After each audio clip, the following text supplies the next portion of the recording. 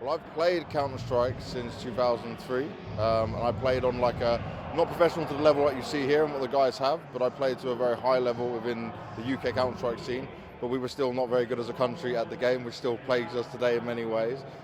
We didn't have much international success, I only travelled for a few events, but I was always passionate about what the game had, how different it was, what it offers up in terms of the mindset of the game sense. When we're talking about how you outthink an opponent, it's like chess really sped up in how you have to make moves and make plays, working as a team.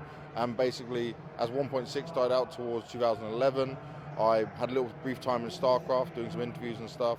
Then CSGO came out, but it was terrible at the beginning. It was not a very well-polished game, so it took some time to build into it. But then when events started to happen, because I had a lot of background and experience in it, I was kind of called upon to have opportunities, and certainly was not as polished as it is now, but you learn as you go with it. Well, I think it's so easy to understand on a base level. Like anyone can watch Counter-Strike and see the numbers and see what happens and say, okay, this makes sense. But obviously it's the intricacies, okay, why did he throw that smoke? Why have they decided to plant the Molotov in this position? What do they have? What do they know?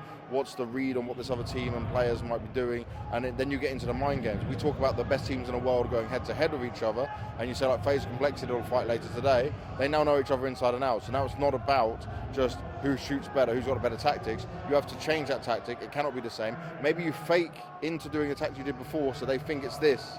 And you see where then we're getting into the real moving everything around, and that's where the mastermind mode of it all comes. But on a base level, I can show my parents and they'll understand everything, you know? And I think that's the beauty of it, that it can be like that and you can still enjoy it. There's lots of like young fans out here, for example, they bring their parents and they can still be part of it. But then you go on to like the level where we're watching, for example, when we're analyzing the game, you can go so hardcore into each detail. But there is a funny part of sometimes we will say a player made a decision and we'll give him extra credit like he was a genius, and he's like, no, I just had a feeling. And then that's just sometimes the way it goes, you get lucky.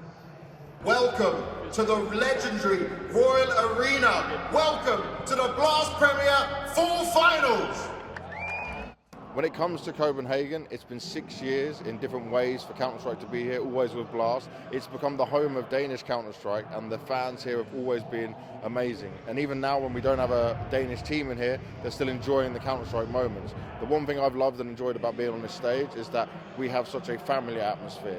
You get to some other events and you see like core units of people, but here for me is always the biggest memory of mums and dads with their children and children running around a bit more. Obviously Astra's Heroic coming up like they have. It's very good for the Danish scene anyway, but it's got its place as one of the prestigious events alongside a Katowice or Cologne, for example. I think it's always the majors will be never beaten because it's Valve's, it's the money, and it's the every player is dreaming of a major, but then you have Cologne, Katowice, and then Copenhagen.